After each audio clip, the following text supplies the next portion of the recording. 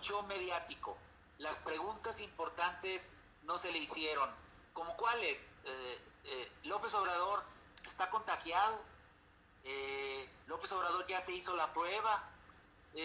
Las preguntas esenciales no se hicieron. Y prácticamente, pues, fue un show, simplemente para decirnos lo que ya todos sabemos, de que México está en una emergencia sanitaria. Pero, pues yo creo que mejor pasamos a otro tema, ¿no te parece, mi querido Frank? Efectivamente, adelante, Plácido. Bueno, pues resulta que Carlos Ursúa, que fue secretario de Hacienda en el gobierno de López Obrador y que renunció a mediados del año pasado por un pleito que tuvo con Alfonso Romo, el jefe de la presidencia. Yo digo el que todavía es jefe de la presidencia, Alfonso Romo. Carlos Ursúa fue arropado por el Tecnológico de Monterrey, es ahora un investigador del prestigiadísimo Tecnológico de Monterrey, y él, en sus investigaciones, acaba de hacer público un estudio mediante el cual nos viene a decir a nosotros, esto que voy a decir, Frank, amable auditorio, no lo dijo él, pero es una percepción que yo tengo después de leer su investigación. La percepción que tengo después de haber leído detenidamente el análisis que hizo Carlos Ursúa sobre la situación económica de México es que la economía mexicana ya tenía tos seca desde antes de que llegara el coronavirus. O sea, tenía 1 año y 3 meses con tos seca antes de que llegara el virus. ¿Por qué digo todo esto? Pues porque todos los indicadores apuntan a que la economía ya estaba deteriorada desde antes de que llegara la pandemia, y ahora nos están tratando de hacer creer que esta emergencia sanitaria va a complicar las cosas. No, señor, desde el punto de vista de Carlos Ursúa las cosas ya estaban complicadas. Voy a ser muy específico, Frank, y tú me irás acotando conforme vaya compartiendo con nuestra audiencia datos muy importantes. Por ejemplo, en este momento no hay dinero en las arcas de Hacienda porque inclusive el gobierno de la Cuarta Transformación dispuso indebidamente de más de la mitad de los 380,000 millones de pesos que los gobiernos conservadores, según López Obrador, habían dejado en 2 fondos de estabilización para la contingencia, así se le llama. Entonces sucede que ese dinero, sin haber crisis o una pandemia, se lo gastaron. ¿En qué se lo gastaron? En programas clientelares con fines electoreros, con miras a las elecciones del 2021 y del 2024. Entonces, ¿qué es lo que está sucediendo con esto? Pues que se nos viene la noche encima, debido precisamente a que ese fondo de contingencia, que fue precisamente amasado por los últimos años de los gobiernos federales anteriores, pues ya se lo acabaron, Frank. ¿Tú cómo ves esto? Wow, a mí me deja preocupado porque conjunto a la bajada estrepitosa de los precios del petróleo, pues el segundo ingreso de México después de las exportaciones es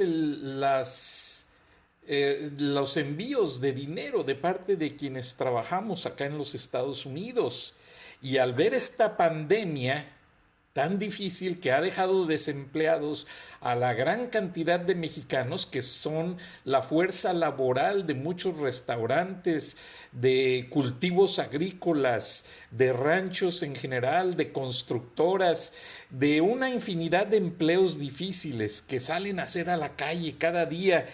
Esas remesas han dejado de enviarse. Incluso pues platiqué con un amigo que tiene una compañía de envío de remesas y están muy preocupados porque lo que está pasando es que mucha gente se está regresando a México, como lo comentamos ayer y antier que tú hiciste el recorrido en la frontera México, Tamaulipas con Texas y lo pudiste verificar en vivo. Ahora, desde el punto de vista de México es preocupante. Desde el punto de vista de Estados Unidos, Donald Trump, antes de firmar la iniciativa del Fondo de Ayuda de Emergencia, primero se aseguró de controlar todas las reservas petroleras. Estados Unidos es el que controla a nivel mundial en este momento. Después de Rusia, Rusia también tiene mucho petróleo y obviamente los países árabes, pero el país con mayor reserva petrolera en este momento es los Estados Unidos. Y además, Goldman Sachs aseguró toda la inversión de los pozos petroleros en Maracaibo, Venezuela. O sea, Estados Unidos está reforzado para enfrentar esta situación post pandemia. ¿Qué refuerzo ves en México para tal afrontación? Bueno, en primer lugar, reafirmando lo que tú estás mencionando, Donald Trump, en forma muy astuta, se aseguró primero de las reservas petroleras que tú mencionas y después de eso no tuvo ningún empacho en incrementar el déficit público del gobierno de los Estados Unidos. O sea, algo a lo que el gobierno de López Obrador le tiene mucho miedo. El gobierno de la Cuarta Transformación no se quiere endeudar, a pesar de que el sentido común de los expertos en finanzas internacionales dicen que cuando las vacas son gordas, pues hay que ahorrar. Y cuando las vacas se ponen flacas, pues hay que gastar lo que tienes ahorrado. Y eso es lo que no detiene la maquinaria industrial. O sea, Donald Trump, después de asegurarse de esas reservas petroleras a las que tú te refieres, firmó hace unos días un paquete económico de emergencia que autoriza un gasto público extra del orden de los 2 millones de dólares. O sea, esto evidentemente va a disparar el déficit público de las finanzas en Estados Unidos, pero no se le debe de tener miedo a eso, porque precisamente se cumple con el principio de que cuando tienes que gastar, tienes que hacerlo, de lo contrario viene una depresión. O sea, lo que se viene encima no es una recesión, es una depresión. Entonces, el 16 de mayo, volviendo al tema de México, Frank, el 16 de mayo del año pasado, López Obrador declaró que su administración no pensaba utilizar esos fondos de contingencia de 380,000 millones de pesos que le dejó el gobierno de Peña Nieto, porque según él, las finanzas nacionales estaban sanas.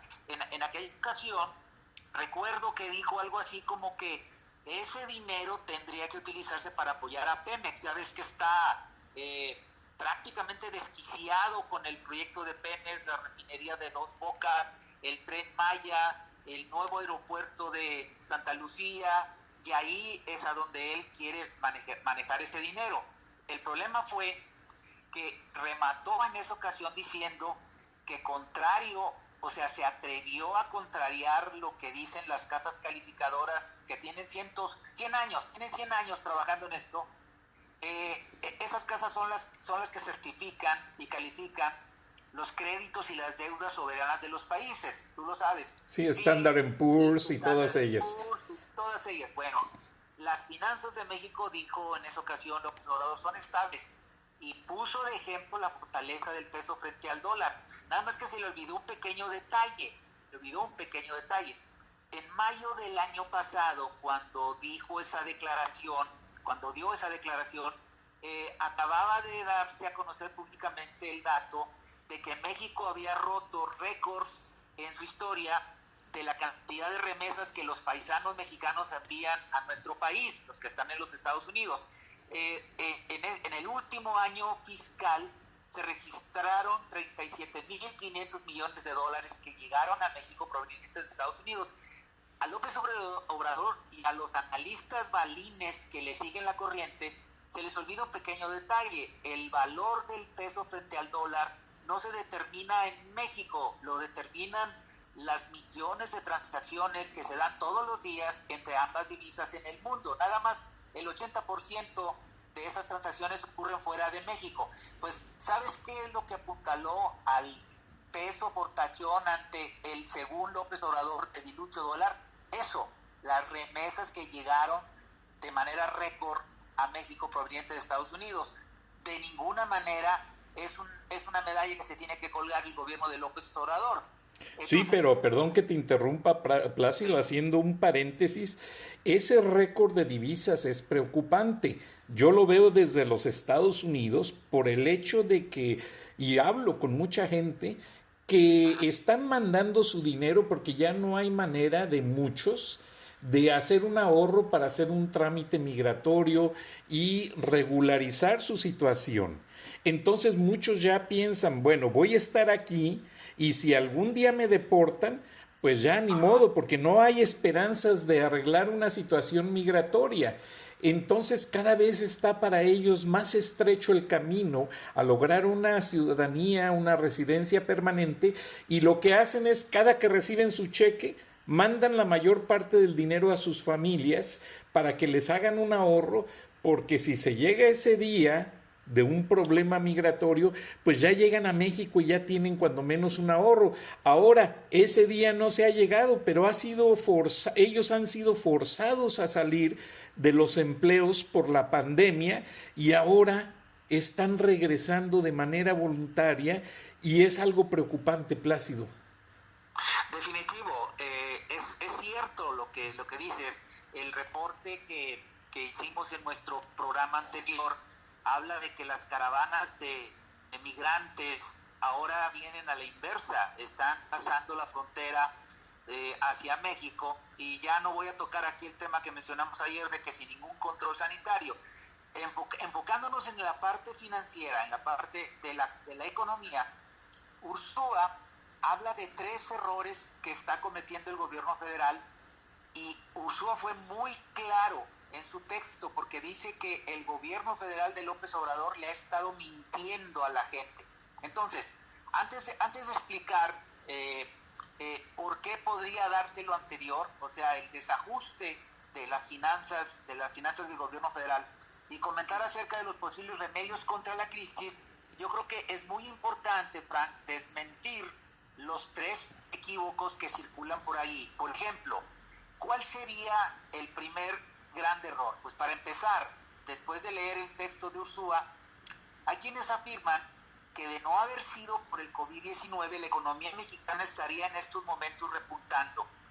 Según Ursúa, esa aseveración es desgraciadamente falsa, Frank, porque como ha sido ampliamente difundido, y estos son datos que mi investigación arroja sobre lo que Ursúa dice, tú lo sabes, el PIB del 2019 cayó en México 0,1% respecto al del 2018, pero lo más grave y lo que pasó de largo para casi todos fue que desde principios del 2019 el PIB trimestral ha ido cayendo de manera continua respecto al del trimestre anterior, y es muy probable que, dados los datos económicos que se conocen para enero, esa caída hubiera continuado el primer trimestre de este año, aún si no hubiera habido epidemia alguna. Ahorita se le está echando la culpa del desajuste económico a la pandemia, pero con estos datos es fácilmente detectable que se están curando en salud.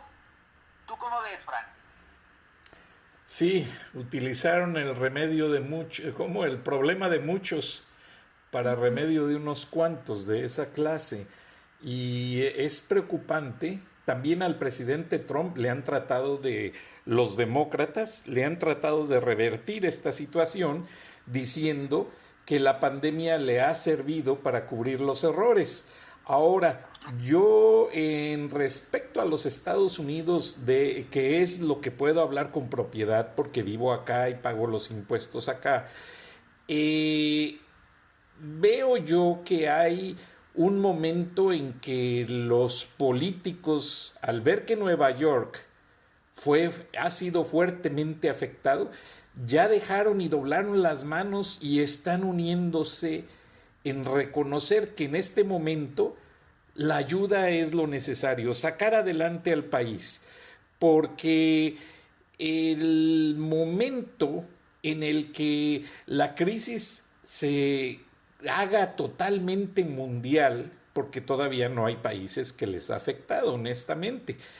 Eso sería pues ya una catástrofe de la que ya realmente no habría proporciones que mencionar, Plácido. Te lo digo porque estaba viendo unos números que dicen que si no nos cuidamos quedándonos en casa, esos números de contagios se multiplicarían a una proporción pues ya realmente muy elevada. Pero regresando al tema de las economías, hay mucha gente que sí está desconfiada, también acá en Estados Unidos, pero el hecho es de que muchos acá dicen, bueno, si no resolvemos primero este problema, no podemos pensar en resolver los demás. Y en este momento ya todos se enfocaron a resolver esta situación. Ahora, yo entiendo lo que tú me dices, que en México se utilizaron los fondos de emergencia antes de tiempo para hacer los repartos populistas y infinidad de cosas, las carreteras y muchas cosas. Pero yo te pregunto, Plácido, ¿qué crees tú que pase con tu visión de analista en el momento en que esas remesas que se envían desde los Estados Unidos empiecen a bajar y empiecen a dejar de soportar al peso mexicano, que lo habían mantenido fuerte hasta cierto punto? Todavía hace unos meses se presumía que el peso era un superpeso, que estaba muy fuerte, pero todo eso tenía una consecuencia: el trabajo arduo de tanto mexicano, millones de mexicanos.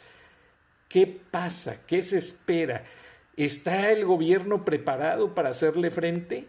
¿Está Pemex ya habilitado para luchar con esos problemas de las bajas en los precios internacionales? ¿Qué pasa? Bueno, empezando por lo último que acabas de mencionar, Pemex es la empresa petrolera nacional en el mundo más quebrada. O sea, Pemex está quebrada. Hay una quiebra técnica que el gobierno de López Obrador no quiere reconocer. Encima está muy mal administrada, porque imagínate que es un agrónomo. Yo no tengo nada en contra de los agrónomos, pero un agrónomo dirigiendo una petrolera, pues como que no checa, ¿no? Lo que sucede es que López Oropesa, pues es amigo incondicional de López Obrador. Contestando tu pregunta, esas reservas que los paisanos están enviando a México y que son las que han sostenido la paridad de nuestra moneda frente al dólar, pues obviamente que se van a agotar. En este momento ya debe de haber una curva hacia abajo. ¿Por qué? Pues porque según lo que tú reportaste, el flujo de la paga de los mexicanos que trabajan en Estados Unidos, que son aproximadamente 8 millones en el campo, en el área de servicios, de limpieza y cosas por el estilo, pues ya eso ya bajó. ¿Por qué? Porque están empezando a regresar a México. Bueno, lo que va a ocurrir es algo muy fácil de poder explicar desde el punto de vista económico. Le va a pegar al Producto Interno Bruto de México, le va a pegar. Y según algunos expertos en finanzas internacionales con los que he tenido contacto, uno de ellos Ursúa, se está hablando ya de una gran depresión similar a la de 1929 y que duró hasta 1932. Y de acuerdo a las medidas que está tomando el gobierno mexicano, que son completamente erróneas, México va a ser uno de los primeros países que entre en esa depresión, que va a ser una depresión mundial. Esto es un secreto a voces. Hay base de datos que explica lo que te acabo de explicar. No es catastrófico, no es que sea catastrofista el que te lo diga, es que estoy tratando de ser realista utilizando números que me fueron dados por especialistas de la materia. Fíjate en esto: durante las últimas 9 décadas, las mayores caídas anuales del Producto Interno Bruto acontecieron en México en 1983, menos 0.44%. Haz de cuenta, menos 4.4% por herencia de López Portillo. En 1995, el PIB cayó menos 6%, gracias a Salinas de Gortari. Y en el 2009 está en menos 5.3% por la gran recesión mundial. ¿Te acuerdas cuando la gripe porcina, Frank? Sí, claro. Entonces, Al respecto, lo que yo opino en base a estos análisis es que si el gobierno no actúa con gran celeridad, atingencia, decisión y sapiencia, el desplome del Producto Interno Bruto en el 2020 para México puede ser mayor incluso al 6.3%. O sea, va a llegar a menos 6.3%, que fue el dato más tétrico en la historia de la economía de México durante el gobierno de Salinas de Gortari. O sea, ese sería el impacto si no se toman las medidas que se deben de tomar. ¿Cuáles? Independientemente de que en otros programas le dediquemos más tiempo a esto, Frank, una de ellas es no tenerle miedo al endeudamiento, no tenerle miedo a que se incremente el déficit público. Los países más desarrollados del mundo lo están haciendo, China ya lo hizo, Rusia va en camino de hacerlo, Alemania tiene un déficit público histórico, Estados Unidos con lo que te acabo de mencionar. O sea, a donde voltees, los gobiernos más desarrollados del mundo ya se les quitó el miedo al déficit público, pero el actual, que es populista, que está buscando las elecciones del 2021 y que quiere eternizarse en el poder, obviamente no lo quiere hacer porque según él el pueblo se le va a echar encima. Lo que no entienden es que ya se les está echando encima, Frank. ¿Cómo ves esto? Pues sí, es tema de análisis en el sentido de que el Banco Mundial, incluso hasta el Banco Interamericano de Desarrollo, ya lanzó un estudio de que en los planes de recuperación económica, los países en vías de desarrollo muy bien pueden acomodar esos créditos para resolver situaciones de problemas de infraestructura y automáticamente sus economías se mejoran. Se menciona mucho el problema de que no hay hospitales suficientes. Algo que a mí me llamó la atención es que dijeron que las áreas de descanso de los hospitales que van a utilizar en México, el ejército, las van a asignar con más camas para pacientes. O sea, los médicos y las enfermeras no van a tener dónde descansar. Eso también se me hace un tanto difícil, pero bueno, lo dejamos a un lado a ver cómo funciona. Pero aquí lo que es en cierta manera patético es que no se esté aprovechando esas líneas de crédito para salir adelante con tantas situaciones. O sea, tú lo acabas de mencionar, Plácido, el petróleo pues está realmente en México dejando de ser un negocio y las líneas de crédito que se pudiesen aprovechar para regresar al auge petrolero no se están tomando en cuenta. Entonces, quiero yo pensar, ¿seguirá el populismo siendo la vertiente del único camino a las soluciones de los problemas?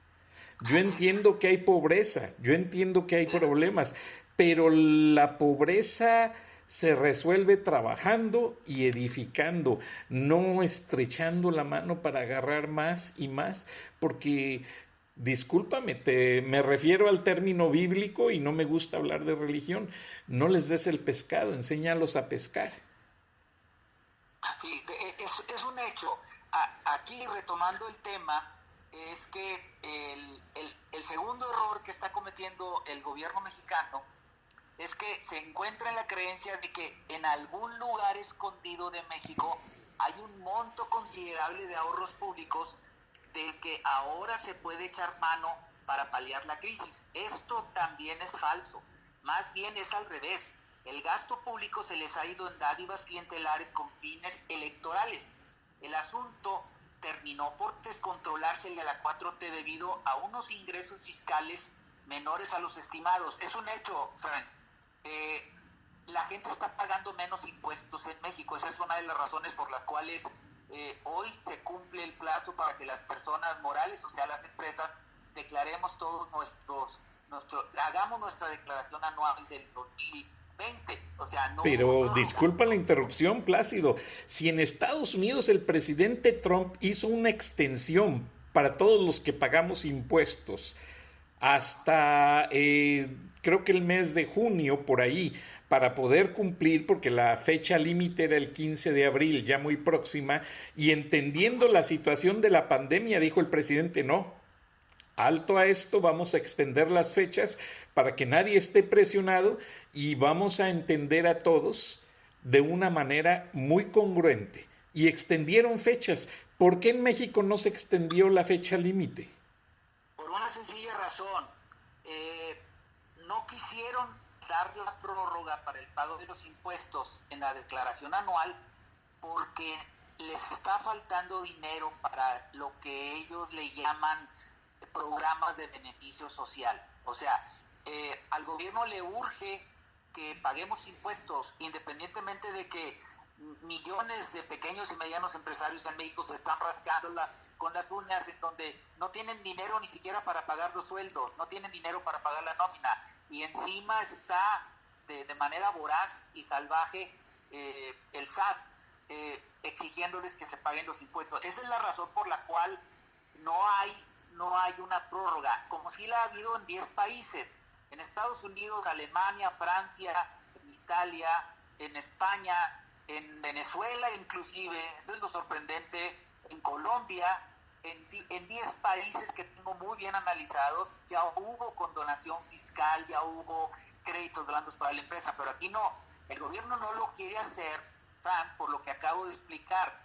La gente está dejando de pagar impuestos porque no ve resultados en el gobierno. Esa es la forma en la cual el mexicano se le revela al sistema. No hay otra manera más efectiva que esa. Entonces, el segundo error que se está cometiendo es creer que en algún lugar está escondido una millonada de dinero que va a entrar al quite. Ya no existe, ya se gastaron la mitad. Entonces, sin dejar de darle importancia al aspecto de la salud, queda en este momento el tema de lo que va a ocurrir, porque sí, es un hecho, digo, la humanidad ha pasado por muchas pestes en la historia, pero vamos a pasar de esta también, nada más que ¿qué va a quedar del mundo? ¿Qué va a quedar del mundo cuando la epidemia se vaya?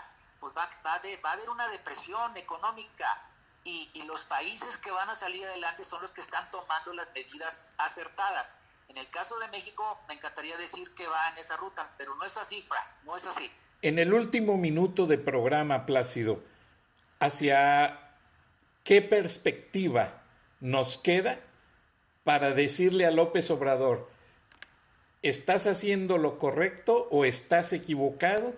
¿Qué futuro político le ves hablando con la realidad de lo que está pasando? Bueno, a López Obrador le encanta hacer citas bíblicas, porque haz de cuenta que en vez de tener un presidente tenemos un ministro de la Eucaristía. Sí, como entonces, Bolsonaro.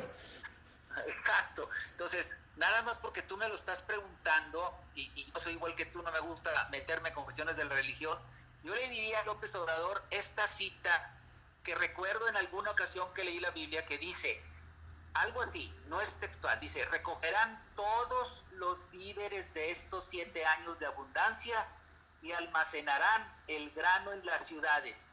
De esta manera habrá reservas en el país para los 7 años de escasez que van a afectar a Egipto, y el pueblo no morirá de hambre.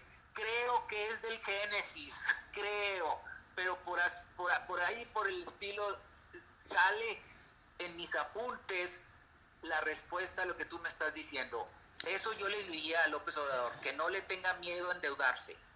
No, y que tenga fe, si está hablando religiosamente, que tenga fe en la verdad. Y eso es lo que tú estás buscando decirle. Gracias, Plácido. Lamentablemente el tiempo se nos ha ido. Despídete de la audiencia. Nos veremos en la próxima. Un gusto, Frank. Un abrazo. Un abrazo, Plácido. Gracias.